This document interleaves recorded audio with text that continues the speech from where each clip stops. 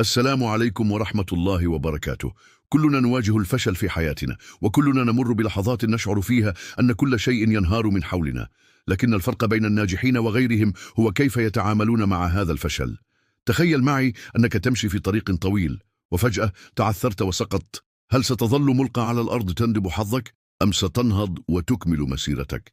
اليوم حبيت أشارككم تجربتي الشخصية مع الفشل، وكيف استطعت أن أحوله إلى نقطة تحول في حياتي. قبل 5 سنوات خسرت مشروعي الخاص بعد 2 من العمل المتواصل. كنت على وشك الاستسلام، لكن تعلمت درسا مهما. الفشل ليس نهاية المطاف، بل هو بداية جديدة. أول خطوة في مواجهة الفشل هي تقبله. نعم، تقبل أنك فشلت. لا تهرب من هذا الشعور ولا تحاول تجاهله. الفشل جزء طبيعي من رحلة النجاح، وكل شخص ناجح تعرض للفشل مرات عديدة قبل أن يصل إلى ما هو عليه الآن. الخطوة الثانية هي التوقف عن لوم النفس. كثير منا يقع في فخ الجلد الذاتي والتفكير السلبي. أنا فاشل، أنا لا أصلح لشيء، لن أنجح أبدا. هذه الأفكار سامة وتمنعك من التقدم. بدلا من ذلك، اسأل نفسك: ماذا تعلمت من هذه التجربة؟ الخطوة الثالثة هي تحليل أسباب الفشل بموضوعية. افتح دفترا واكتب كل الأخطاء التي ارتكبتها والدروس التي تعلمتها. هذا التحليل سيكون خارطة طريق لك في المستقبل، تجنبك تكرار نفس الأخطاء. رابعا، ضع خطة جديدة. لا تتسرع في القفز إلى مشروع جديد قبل أن تخطط له جيدا. استفد من أخطاء الماضي واستشر من لديهم خبرة في المجال.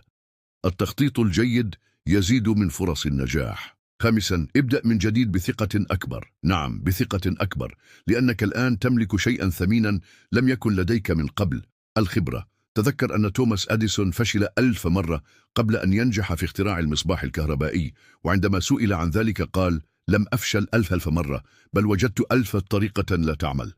ثامنا، لا تخجل من طلب المساعدة. التحدث مع مختص نفسي أو مرشد مهني ليس عيبا، بل هو دليل على الذكاء والحكمة. أحيانا نحتاج لمنظور خارجي يساعدنا على رؤية الصورة بشكل أوضح. السلام عليكم ورحمة الله وبركاته.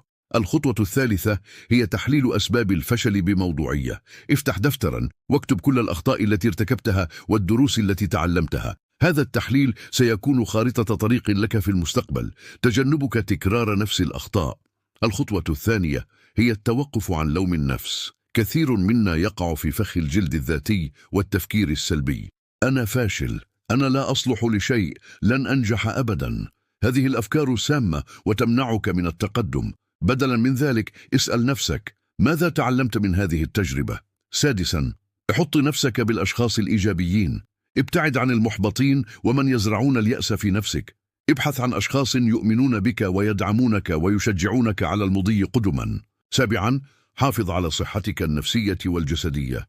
مارس الرياضة، تناول طعاما صحيا، نم جيدا، واحرص على الاسترخاء والتأمل. العقل السليم في الجسم السليم أقدر على مواجهة التحديات. ثامنا، لا تخجل من طلب المساعدة. التحدث مع مختص نفسي أو مرشد مهني ليس عيبا، بل هو دليل على الذكاء والحكمة. أحيانا نحتاج لمنظور خارجي يساعدنا على رؤية الصورة بشكل أوضح.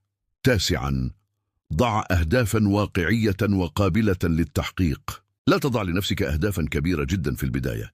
ابدأ بخطوات صغيرة وانتقل تدريجيا إلى الأهداف الأكبر. عاشرا، احتفل بكل نجاح صغير. كل خطوة إيجابية مهما كانت صغيرة تستحق الاحتفال. هذا يعزز ثقتك بنفسك ويمنحك الدافع للاستمرار. تذكر دائما أن الفشل ليس نهاية العالم، بل هو فرصة للتعلم والنمو.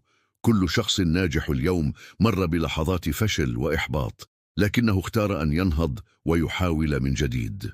وأخيرا، أود أن أشارككم مقولة أؤمن بها كثيرا: لا تقيس نجاحك بعدد المرات التي سقطت فيها، بل بعدد المرات التي نهضت فيها. إذا استفدت من هذا المحتوى، لا تنسى الاشتراك في القناة وتفعيل زر الجرس ليصلك كل جديد. شاركنا تجربتك مع الفشل في التعليقات وكيف استطعت التغلب عليها. دعونا نتعلم من بعضنا البعض ونكون مجتمعا داعما. إذا استفدت من هذا المحتوى لا تنسى الاشتراك في القناة وتفعيل زر الجرس ليصلك كل جديد. شاركنا تجربتك مع الفشل في التعليقات وكيف استطعت التغلب عليها. دعونا نتعلم من بعضنا البعض ونكون مجتمعا داعما. شكرا لكم على المتابعة وأراكم في الفيديو القادم بإذن الله. السلام عليكم ورحمة الله وبركاته.